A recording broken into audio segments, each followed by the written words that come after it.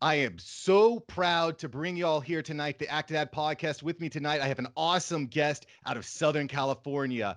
He's a father of two. He has been running a website called Dad University. He's got YouTube, lots of social media presence, and I just love how thoughtful this guest is. He's very thoughtful about parenting, whereas a lot of dads just go in head first and just take names afterwards. This guest is very thoughtful and methodical, and I don't think there's anyone out on the internet that's doing quite what he's doing. So, without further ado, I want to introduce you to Mr. Jason Kreidman. What is up? Hey, how are you, Mark? Well, hey, Oh, can I use that intro because that was I enjoyed that. That was pretty impressive. Thank you. You made me sound really good, so I like that. Yeah. absolutely. Well, look, like I said, there's when I became a father, I started looking for resources personally, and there's nothing out there for dads, There's right? There's not. nothing out there. There's There's stuff for moms, there's stuff for parents, there's stuff for how to be a better dad by some woman.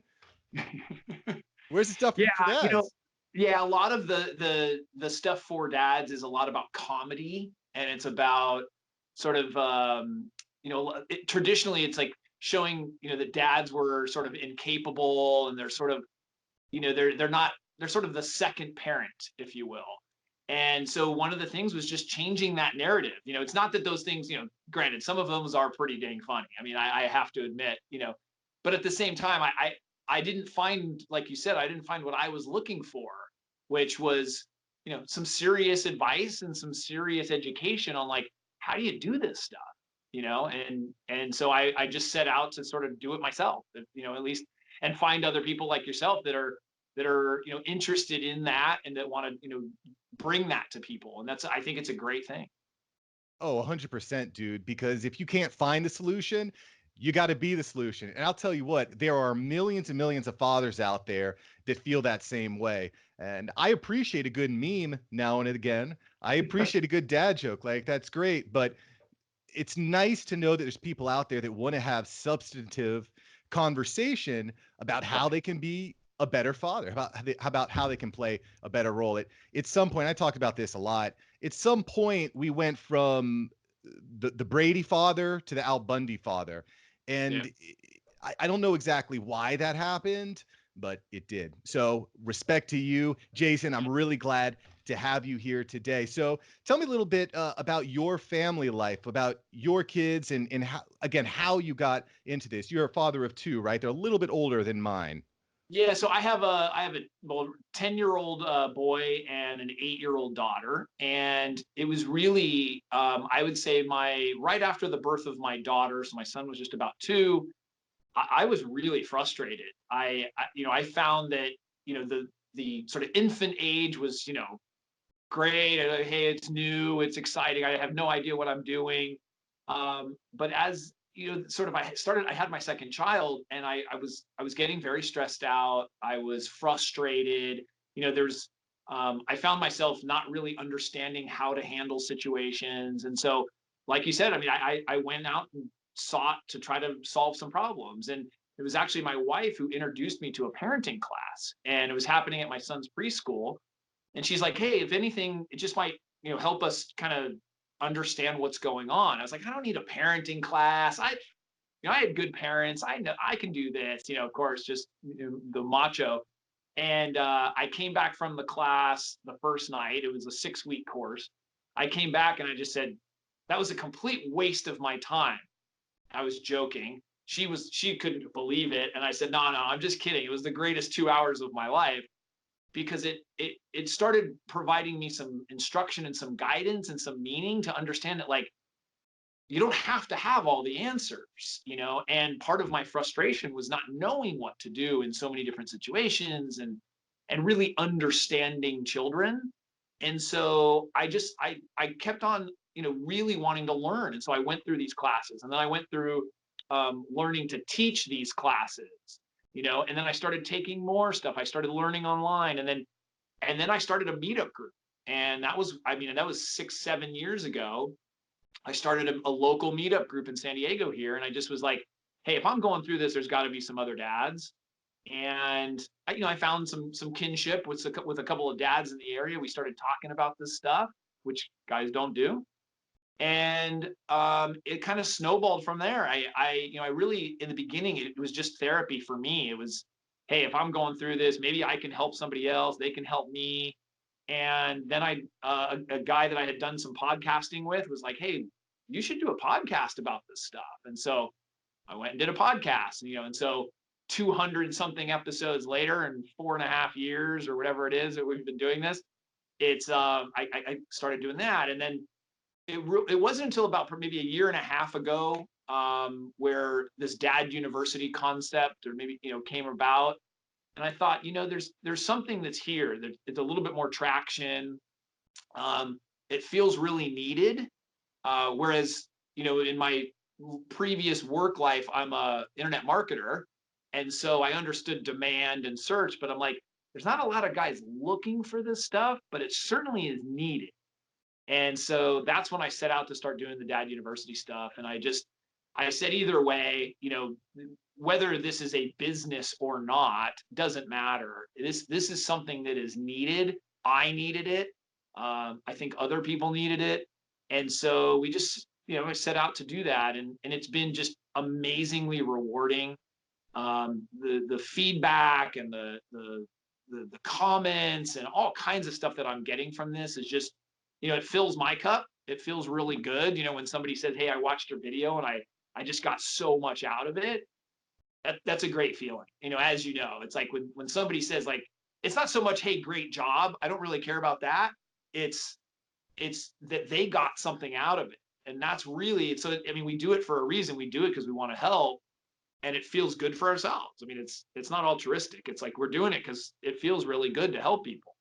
And Absolutely. and so I think that's the end result. So it's just been great. It's been a fun ride. It's a lot of work. I mean, it's like, like you're here, you work probably a full day, and then you do these things in the spare time that you have. And, as a result, I may miss a dinner with my kids, or, I'm staying late recording, or doing something like that. But they've been very supportive too. And my wife is very supportive of it. And so it's been really cool. It's been really fun. Well, I know that I really appreciate your hard work, and I'm sure there's thousands and thousands of other dads out there that do as well. And I really, again, appreciate how thoughtfully you kind of go through your content, which is really Thank you. exciting to me. So I want to back it up a little bit. You gave me a lot of stuff to digest there, but Never I want to. short for words. I know. Yeah, no, you can't be, right? When you run a podcast, which I believe is called Dudes to Dads, if I'm not mistaken, right? Yeah, So yeah, it's actually changing over to the Dad University podcast within the awesome. next like weeks. So we're all going to just keep everything under Dad University. So Love it. it'll be Smart it'll be branding. changed. So I want Yeah. to back it up a little bit to that parenting class, right? Hmm. Because I think that's something that very, very, very few fathers will do. I think very few people in general do parenting classes, but it's probably like sub 1% of fathers actually go through some sort of formal training, which is another reason why I think Dad University is cool, because I can get a 5 minute little video on every Thursday and I get a little piece of that, right? So I just want to dive in a little bit more into your experience with that parenting class, right? So did you go in, sit down, and it's you and 15 other women, or what was it like? Uh, that's about right. It was primarily women. There was a couple of couples, because the parents and my wife had already gone through it. So like a lot of couples will kind of go through it together. Um, but I can tell you that I was the only male in the training to teach it for sure. That was the case. Yeah, it was something I just knew I wanted to learn more. I've always sort of been a seeker, and when there's issues that I have, I would go and look it up, and kind of, hey, how do I solve this problem, and how do I do that? And it was the same thing. My frustration level was pretty high. I found myself really stressed about things, and I was taking things personally that, um, you know, gosh, I'm not doing this right. Like, I shouldn't be pissed off all the time. There's this 2-year old, and they're in control. They're controlling the situation. Uh, That's I don't think that's how it's supposed to be. And so yeah, I just these parenting classes were really valuable, and I've had the teacher of the class is a mentor of mine, and she's been amazing. I had her on my podcast, Susie Walton, and she was just great. She sort of started my journey on this, and it's been great, and she's been very supportive of that. So Now, when it comes to parenting and parenting classes, right? There's a lot of different styles, and I've heard you talk about this before. But Mhm. that's one of the challenges I think for fathers is it's hard to know what techniques to use to get a certain response, right? Like what's the cause, what cause leads to what effect? And a lot of times you don't know what that effect is for 5, 10, 20 years. That's one of the hardest parts about parenting. It's the most important thing you're ever to do, and you're not going to Right, get feedback for decades, right? right. So, would you say is the biggest parenting mistake that fathers make? What's the number one mistake fathers make?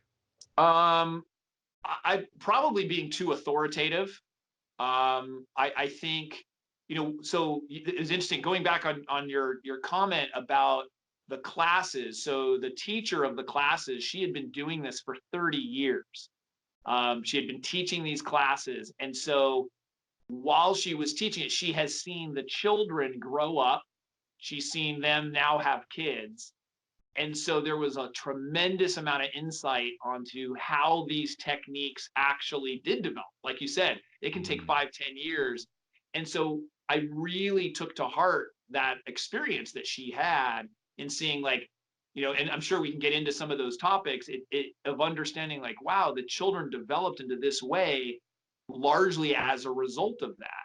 And then at the same time, too, some of it was my own upbringing. I was lucky to have really good parents. At the same time, I saw myself not necessarily doing what my parents were doing with me. So, my mother would do things in a certain way, but my kids were very young, so I was like, oh, I got to learn that. I've got to learn because I remember how my mom handled that, and luckily that was a good way. So many parents have bad examples as their parents, yep. and so yeah, it was something that I think, because of that longevity of her teaching those classes over a long period of time, I was like, wow, that probably makes sense, and sometimes it wasn't as logical as like I was like, oh, no way that works. But then realizing it does, and being open. I mean, that's the truth too. I mean, there are different techniques. Um, and different personalities. I mean, like, the children will have different personalities. Like, you have two kids and they can have two distinct personalities, and you can't treat them and deal with them the exact same way. Right. So some of it too, and I think what happens is people will come to me and they'll ask a question, and their child's already 8 years old, and they've been doing something a certain way for 8 years. It's not easy to just immediately switch and, oh, all of a sudden you don't punish the child. These are things that when you're starting off very, very young, I mean, over time, and, like, I said, I want to write a book called 1,000 times, because that's how many times things take for kids to get it or for us to say something.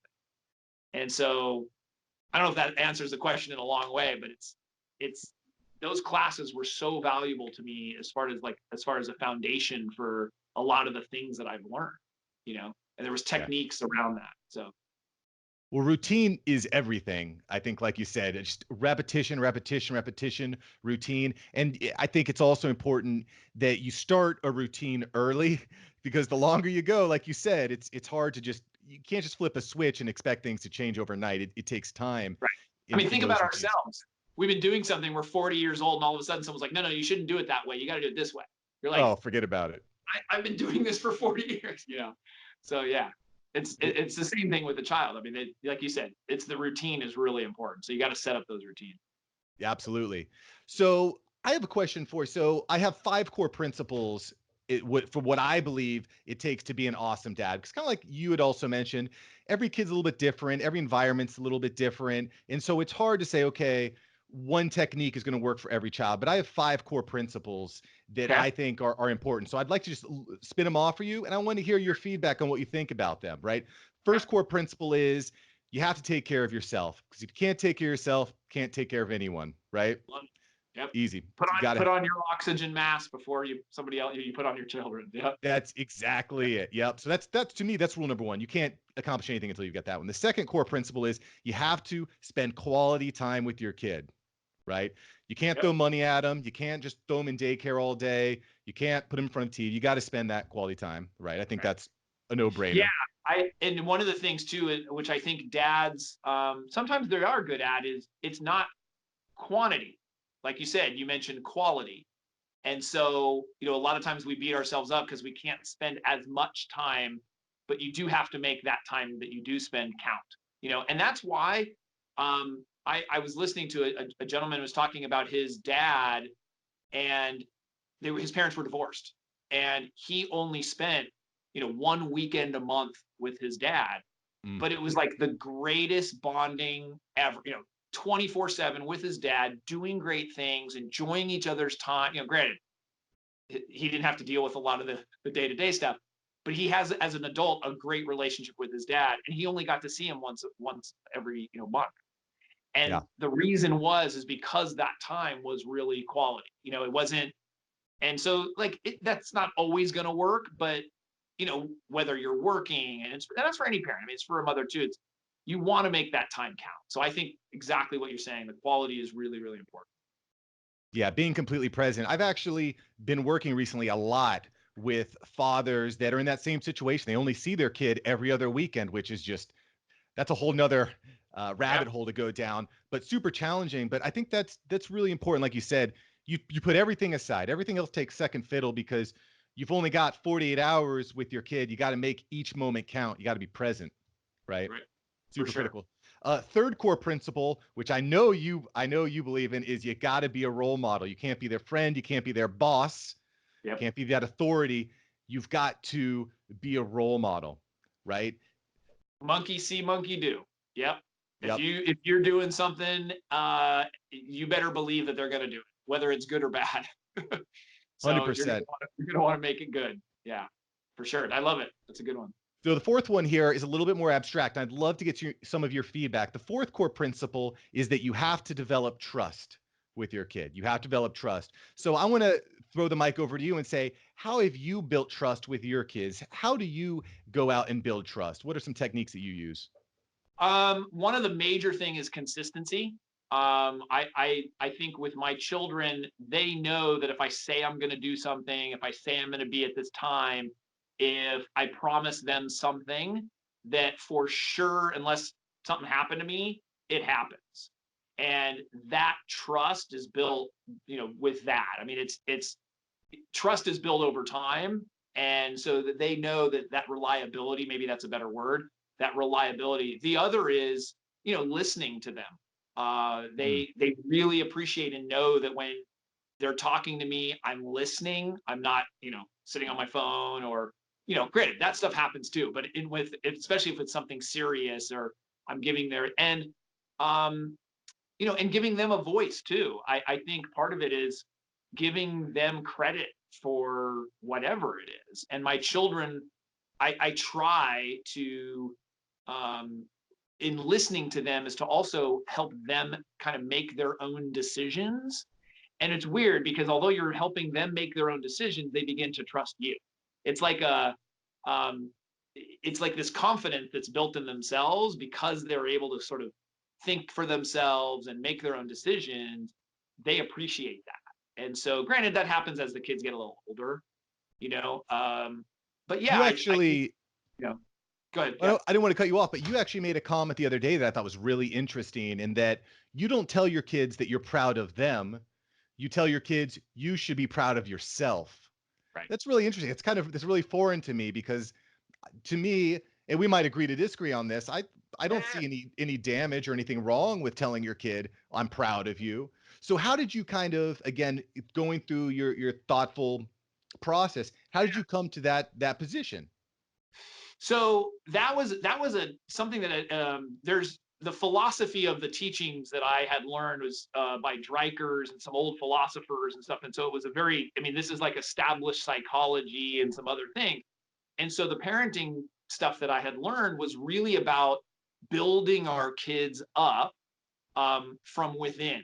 That the buildup doesn't come from the outside. And so we talk. I mean, we can go on about like social media and these other things. Um, so it, I totally understand, because when you say you are proud and you say, hey, I'm so proud of you, the child is hearing that from an outside source. And Mm. yeah, I mean, you want your kids to know that you're proud of them, but it's not as valuable as them thinking, like in a big picture. You got to look in the big picture. It's not as valuable as them thinking that, like, I did this myself. Like, this was me. And in the long run, what if you're not there? Or what if when you're no longer around, or they don't have you around, or, they're fighting and they're arguing about something and they feel really crappy about something. So it's all these tools that we want to give them to be able to handle things themselves. And for me, that's really valuable. And so for my kids, I just, now it's somewhat of a joke because they've watched my videos and they've done that. So we would say, "Oh, I'm so proud of you." It's like this, they're old enough now to kind of understand it. But as they were growing up, it was something that was said, and I was conscious of that. And just like, as an example, my son would say they're in martial arts, and he did something and won a trophy. Well, the common response is like, "Oh my gosh, I'm so proud of you! Like, you did that. You worked hard, but whatever." And maybe the worked hard is good, but instead I would say, "Hey, how do you feel about that? You should be really proud of yourself. You worked hard for that." Or, "How do you think you achieved it? How did you get that?" It's all these sort of comments that they still feel good interacting with you. It's not like they know I feel positive about it, but it's positive through them. And so I asked my kids, I said, because I was curious, because somebody else had challenged me on that. I said, "Hey, do you think I'm proud of you?" And both of them immediately was like, "Oh yeah, of course." Meanwhile, I've never said it. And Right. so that was important, that I guess in a sense why I even asked, but like I want them to feel like I'm proud, but at the same time, it doesn't come with accomplishments. Because the truth is, and I make sure I'm clear, is I'm proud of them no matter what. It doesn't matter if he won that trophy or he got his butt kicked. Doesn't matter. Um, I'm proud of him because he's my son, and that's it. And so that's the other aspect of it, is that our when we say it, it's usually in situations where they do something positive, and yet you want to also do and let them know that you're proud of them even when it's something crappy and bad. Because I don't want my kid to think that my love is conditional to them. That when I do good, my parents love me. When I'm bad, my parents don't love me. Like, that shouldn't even be in their head or in their equation. So But you can it's a pretty deep still it's a pretty deep conversation, but well, it is. And I think that you can still love them unconditionally, but you don't need to be proud of all their actions. Like if your kid goes out, gets drunk and hits someone, like you're probably not gonna be very proud of them, sure. right? But you can still love them. But I think that what you also mentioned is that it creates kind of like a two-way conversation. Instead of just saying, "I'm proud of you, now go to your room," or whatever, it's you should be proud. Why should you be proud? Let's talk about why you should be proud. Let's what so that's interesting that you can develop that, and that goes a lot towards building trust, I think, too. That Yeah. active Yeah. listening, that two-way conversation. Yeah, and it's like, I mean, here's the thing too, and in all of these situations, it's like, do you ever never say it? I mean, I personally don't. I don't think you're gonna hurt your kids, emotionally by saying it. But if we think about the bigger picture, what it is that we're trying to convey to them when we say that, it's a little bit egocentric. We want them to know that we love them because it makes us feel good, or we want them to know that we're proud of them because it makes us feel good. But our end result, or our end goal that we want, is we want them to feel good about themselves. That's why we're saying it. Like, we're really Yeah. saying it to say, like, dude, you should be proud of yourself. Like, you're the one who did this. Like, it's you. I had nothing to do with this, you know? And so I think that's kind of where that came from, is just this ability or this desire for us to build them up. And the best way I see to do that is to make them understand that it's themselves, that they're in charge. They're in charge of themselves. They're in charge of their accomplishments. And like I said, either way, like, doesn't matter. If you lost, I'm still proud of you. That doesn't matter. Like, so I guess if somebody's doing that, it's okay. you know? And I mean, in this day and age, if you're not able to find confidence and feel good about yourself from within, if you're relying on external sources to feel good about yourself, you're Right. you're in big trouble. You're in really, really big trouble. So I don't necessarily 100% agree with it, but the Yeah. logic behind it, it's very interesting. It's definitely something I think about. So just take that a step further. What do you think about eighth place trophies? Do you think that all kids should get a trophy, or what are your thoughts on that, Jay? No, I'm certainly of so this is interesting. So when I was going through the parenting classes, so Susie, the teacher, is her sons are professional basketball players. She was married to Bill Walton, and Luke Whoa. Walton's her son. And one of the things she had said is that, when she was teaching her kids, they really didn't care about the trophies. Like these kids won a lot of trophies, and the truth is they didn't care about them because of how they were brought up, because of, it was to feel good about themselves. They didn't necessarily care about the external trophy. So in a perfect world, that's kind of what we're going for. So, I mean, do I believe in an eighth place trophy or participation trophy? No. I think it's okay to have competition. I think, people are going to win, people are going to lose. You have to accept the fact that you lose. I'm okay with that. It's then how do you handle that? And I think if nobody ever loses, then they're going to have a difficulty with adversity. They're going to have difficulty with resilience. So I'm okay with somebody, a winner and a loser, and then you have to teach your children how to deal with that. You know. Yeah, So I agree. I no agree with that. no eighth place trophies. Yeah, I'm with you 100% because the reality is in real life, there's winners, there's losers, and you have to be Yeah. able to deal with loss. If you can't deal with loss, another thing you're gonna have a hard time with when it comes to real life. Hey, you're just not going to get dinner if you lost. Like, hey, don't come to our house. We don't accept losers. No, I just Right, right. You can sleep in the backyard tonight. and so it's funny because now, with doing a lot of this stuff, my kids have a great sense of humor, is that we can joke about stuff kind of like that now that they're old enough. And so there's been those situations where I might say, like, I forget what my kids were doing something recently. I was just like, hey, if you guys lose, realize you're not having dinner, and they both turned around and laughed, and they just know that, like, because it doesn't matter, it doesn't matter. Yeah, And that's the good thing, is like, because we've been doing this for so long, that they're starting to get it. I hope. I mean, it's a hope that, like, they'll be able to take that with them. Granted, they still want to get a first place, but you know, if and they may be upset if they don't, and then if they don't, you say, hey, what could we have done? What could you have done differently? To get a different outcome. Could you have done anything different? And they may say, yeah, I maybe could have trained a little harder, or I could have studied more for that test, or I could, but that's up to them. Like, right. you know, it's up to You're them. That's their you're choice. being you're kind of help guiding them through the thought process while at the same time building that trust that I think is going to pay off long term when you're dancing at the wedding or seeing them off at college and whatnot. I think that's really cool. We're running a little long here, but I definitely want to get into this question, and that's discipline Okay. because it's something that I think a lot of dads are Did we get called through the upon all to. five? Did we get through all five of your things or no? Oh, right. Yeah. So yeah. Okay. So before we get into discipline, right? Okay.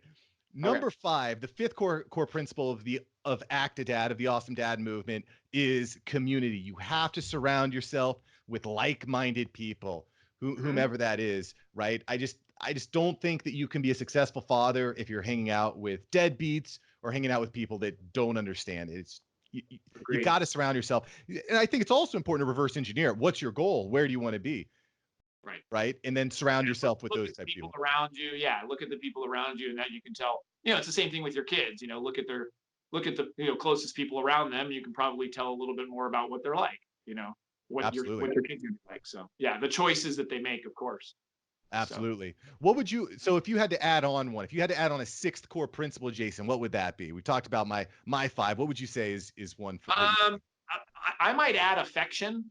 I okay. think that's something that is missing from a lot of dads, and I think it's extremely important with the kids. And so, men may find it a little bit easier when the child is a baby, but as they get a little bit older, especially if it's an older boy, or even sometimes it's a girl, and they feel there starts to be a little bit maybe awkwardness of the child, all this stuff that comes into play.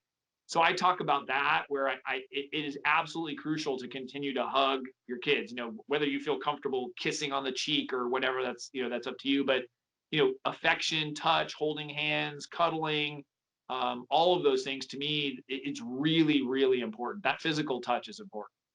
That's a So good I one. think, yeah, Yeah, it's a good one. I like that one, and definitely one that is challenging for a lot of fathers. I know myself, I'm not a very super affectionate, lovey-dovey guy, but I can Your kids will still. benefit. Yeah, your kids will benefit from it. And I've noticed. I actually had a story where a gentleman was in the meetup, and he never touched his. I mean, never. I mean, he just his background and the culture and everything, just never. And I said, try it. And he was willing to do it. He came home from work. He gave his son a big hug, and then he started playing soccer with him, which he had never. He usually comes home from work, goes straight to whatever. And he said later that night, his son, they were watching TV, his son came over and sat on his lap. Right. And he said he started crying because he had never, ever experienced anything like that. He's always kept his distance. He maybe hugs his kid occasionally, whatever. But he was moved by it. And that was something that, I mean, I may have changed the course of how he parents. Yeah. He was able to do that. And so that something like that is amazing. And they'll switch like that too. Even if you're not affectionate, like all of a sudden, especially when they're young, you're affectionate, they will climb onto you. They love it, you know.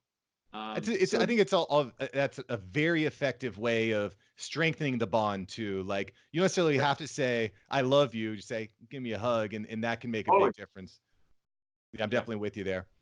So I gotta ask you about discipline because it's something that okay, I think about a lot. I think it's yeah, really challenging, and I think a lot of people, frankly, get it wrong. And I know you've got some good perspective, some interesting sure. perspective. So I want to ask. So what would you say are the most effective disciplinary techniques? Because this is something I think about when you're trying to get your child to act in a certain way. What's your go-to? Like, because I have a priority list. Like I start here and I just keep going down until I find something that works. So what would you say are your So main it's definitely age dependent. So that's one of the things you have to consider. So if you have a 2-year old to 4-year old, there's not a tremendous amount of effective ways to ones? to do it. Um, and that's the truth. Here's why: is that a child that is from 2 to 4, or they're just starting out and they are learning the ways of the world. Their brains are not as developed. So the rationale that we have of how something should be handled, hey, I just told you that and you didn't understand that. Like I've told you 10 times and you still don't. No, they don't. They really don't understand it. So one of the things that I think as parents we make a huge mistake is that we apply adult reasoning and rational behavior and stuff to these little beings that have no idea what they're doing. And they're not out to get you. They're not trying to defy you. They are literally trying to figure out how to cope in this world. And so I'd probably say that one of the things that we can do is kind of back off a little bit. In other words, we don't have to be so strict. And here, I mean, I'm talking to my former self because I raised my voice. I got upset and frustrated. I mean, my fuse was so short. Mm, Um, all of those things. And if I was now to go back and do it, it's not that it doesn't happen still, but it happens less frequently because I think, well, one, my children are older, but even if I was to deal with younger children, is to kind of, oh, they're having a tantrum because they're 2 years old. That's why they're having a tantrum. Like, and you can kind of take a step back a little bit. You can take a step back and be like, your child came to your door and kept knocking on it, and he's like, well, I've already told you to get back into your room, and they keep knocking on the door, and you're like, I told you. Yeah, it takes 25 times to take the child back. So one of the things is consistency. I think is if we need to have takeaways here from a discipline, it's not taking it personally. You keeping calm is absolutely crucial because the engagement. I have a video I did on attention, and it's positive attention versus negative attention. And so when a child acts up, they act up because it works, because they get attention. right. So part of it is not giving them that attention. It is being calm, not paying attention to them, maybe saying, okay, well, when you're done throwing your tantrum, then we can talk, or, and hey, it sounds easier than it is, but it really does work. And so, and granted, it's hard when they're 2 to 4. I mean, because they are all over the place. So part of that is if they're going to be that way, what are the things that you can do? And so you can be more calm. You got to take time for yourself, take a break, meditate, listen to music, whatever those, play sports, work out, things that you can do for yourself. Like you said, take care of yourself. That was your first thing. And I think that's really important, and for you and your spouse to have that time. Let your wife do the same thing, and you say, "Hey, I've got it." You go out and you relax. That time away is helpful. Um, but consistency, keeping calm, um, and then thinking. This is a big one. That's one of my things, is thinking yourself as a coach rather than a parent. And what that means is that, like, your child spills something and breaks a dish. Okay, well, that was a mistake. How do we learn from this? Well, instead of yelling at them, it's like, okay, listen, you can't do that. I know I probably shouldn't have given them a dish. Part of it's my fault. You got to take some ownership. So it's just time after time of like, you're in a teaching mode versus a discipline mode. And when you start with that and then you continue it over and over and over and over again, you'd be surprised when the kids are a little older, they're not taking advantage of the fact that you don't punish them. They're actually making better decisions.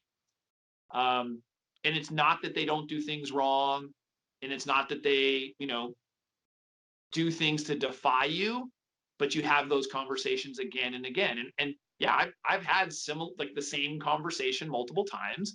It can be really frustrating, but it's then we have to sort of say, okay, what are we going to do now? There's been times where I said, listen, what I'm doing doesn't seem to be working. Whatever I keep asking you, telling you, it's not working. What do you think we should do? How could we solve this? And you'd be surprised, even at the age of 5, that they can Huh. come up with some solutions.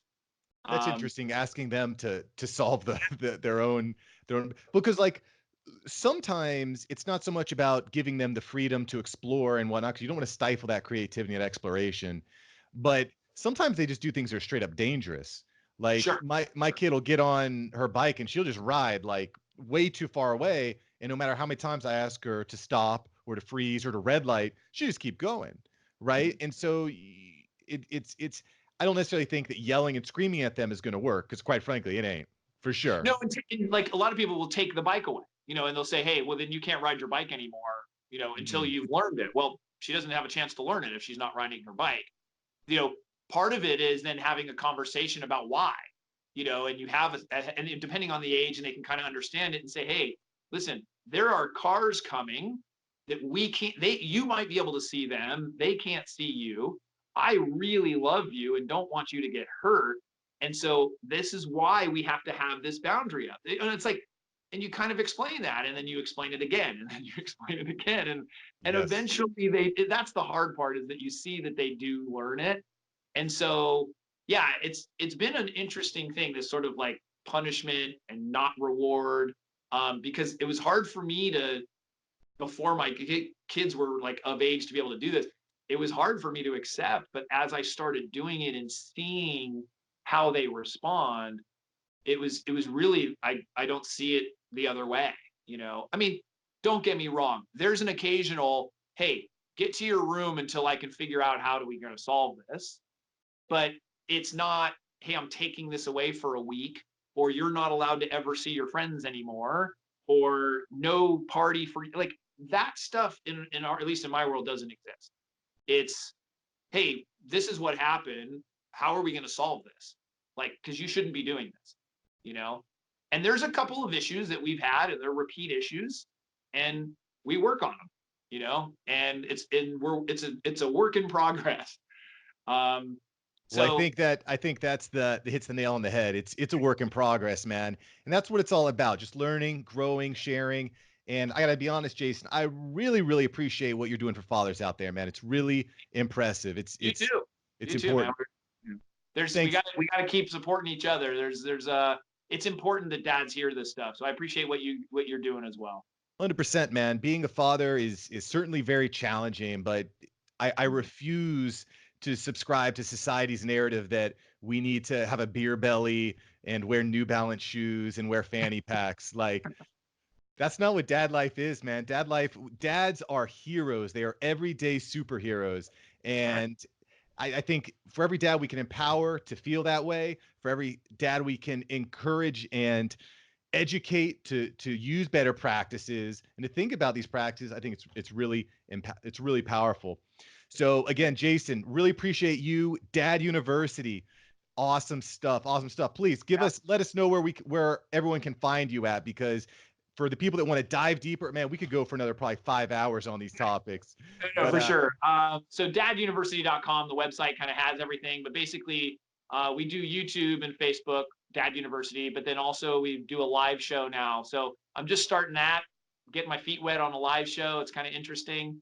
But then also the podcast. So I mean, stuff's coming out all the time. We have new stuff every week. But yeah, I mean, any of the social channels, they can find us with Dad University, and get some information on helping them learn what they're not learning in school. That's for sure. love it. Love it. Well, thanks again, Jason. Really looking forward to our next conversation, and make it an awesome day, brother. Make it an awesome Take day. care. Enjoy those kids. Be present. All right, man. Take care. Bye.